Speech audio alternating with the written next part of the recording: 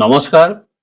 আজি মই মোৰ বাৰ্তা শিতানত missile man of doctor APJ Abdul Kalam আৰু তেওঁৰ আত্মকথাৰ এটা কাহিনী ক'বলৈ লৈছোঁ। আজিৰ কাহিনীটোৰ খণ্ড হৈছে ২২ নং খণ্ড।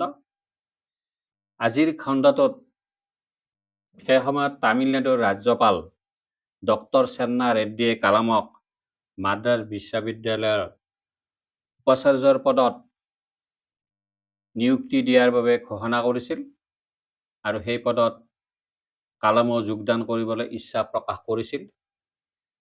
কিন্তু সময়ত কালামৰ সেই ইচ্ছা ফলৱৰ্তী নহ'ল আৰু সেই কাহিনীটোকে আজি আপোনালোকৰ ওচৰত অৱগত কৰিবলৈ লৈছোঁ। কালামে তেওঁৰ আত্মকথাত কৈছে যে 1992 চনৰ জুলাই মাহত মই প্ৰতিৰক্ষা মন্ত্ৰী আৰ ভেংকটৰমণৰ বিজ্ঞান উপদেষ্টা ডক্টৰ VS অৰুণাচলমৰ পৰা প্ৰতিৰক্ষা গৱেষণা উন্নয়ন বিভাগৰ সচিবৰ বিজ্ঞান উপদেষ্টা পদৰ কাৰ্যভাৰ চম্জি লওঁ। কিন্তু তেনেতে মোৰ বাবে এটা সৌভাগ্যৰ প্ৰস্তাৱ আহি পৰে। সেই সময়ত তামিলনাডুৰ ৰাজ্যপাল ডক্টৰ চেন্না ৰেড্ডীয়ে মোক অৱগত কৰে মোক মাদ্ৰাজ বিশ্ববিদ্যালয়ৰ উপাচাৰ্যৰ পদত যোগদান কৰিবলৈ তেওঁ ইচ্ছা প্ৰকাশ কৰিছে।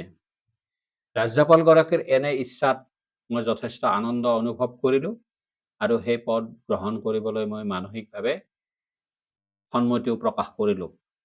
ইয়াৰ পিছতে মই মোৰ বৰ্তমানৰ পদৰ পৰা অব্যাহতি দিয়াৰ বাবে মই পত্ৰ প্ৰেৰণ কৰিলোঁ আৰু নতুন পদত যোগদান কৰাৰ কাৰণে অনুমতি বিচাৰিলোঁ।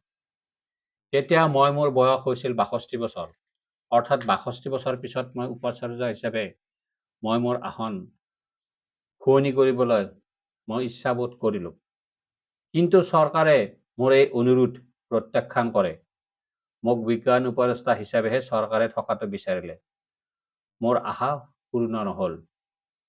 প্ৰধানমন্ত্ৰী PV নৰসিংহ ৰাৱে সেই সময়ত তেখেত প্ৰতিৰক্ষা মন্ত্ৰীৰ পদবীতো আছিল।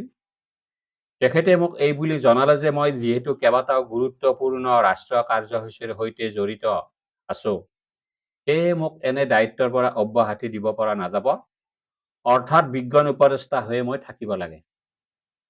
মই ভালদৰে উপলব্ধি কৰিলোঁ আৰু প্ৰধানমন্ত্ৰীয়ে মোৰ প্ৰতি জনোৱা অনুৰোধ মই সাদৰেৰে গ্ৰহণ কৰি দেশৰ প্ৰতিৰক্ষা সম্বন্ধীয় বিষয়বোৰত মই মনোনিৱেশ কৰিলোঁ আৰু প্ৰতিৰক্ষা সম্বন্ধীয় বিষয়বোৰত প্ৰধানমন্ত্ৰী ৰাও আছিল খুব সূক্ষ্মদৰ্শী। তেওঁৰ দূৰদৰ্শী আৰু বিচক্ষণতা আছিল প্ৰধান। মই তেওঁৰ কথা কোনোপধ্যেই এৰাব নোৱাৰিলোঁ। মই ৭০ বছৰ বয়সলৈ প্ৰতিৰক্ষা মন্ত্ৰীৰ বিজ্ঞান উপদেষ্টা পদত কাৰ্যনিৰ্বাহ কৰি থাকিবলগীয়া হ'ল। ৬২ বছৰৰ মোৰ যি মনৰ ইচ্ছা আছিল, সেই ইচ্ছা দূৰ কৰি মই ৭০ বছৰ পৰ্যন্ত বিজ্ঞান উপদেষ্টা পদত কাৰ্যনিৰ্বাহ কৰিবলগীয়া হ'ল। 1999 চনৰ শেষৰ ফালে মোক ভাৰত চৰকাৰৰ মুখ্য বিজ্ঞান উপদেষ্টাৰ পদত নিযুক্তি দিয়া হ'ল। সেইটো কেবিনেট মন্ত্ৰীৰ সমপৰ্যায়ৰ আছিল। ইয়াৰ ২ বছৰ পিছৰ কথা, অৰ্থাৎ 2001 চনৰ নৱেম্বৰ মাহৰ কথা, মই বিজ্ঞান উপদেষ্টা পদৰ পৰা ইস্তফা দিয়াৰ সিদ্ধান্ত গ্ৰহণ কৰিলোঁ। ইস্তফা দিয়াৰ পত্ৰখনত মই অধ্যাপনাৰ বৃত্তিলৈ ঘূৰি যাব বিচৰা ইচ্ছাৰ কথা প্ৰকাশ কৰিলোঁ। মোক বাৰে বাৰে অধ্যাপনাৰ দিশটোৱে মোক হাত বাউলি দি মাতিছে, এনে মনৰ ইচ্ছাৰ কথা মই ব্যক্ত কৰোঁ। মই আন্না বিশ্ববিদ্যালয়ত প্ৰযুক্তিবিদ্যাৰ অধ্যাপকৰ পদত যোগদান কৰাৰ বাবে নিৰ্ণয় কৰিলোঁ।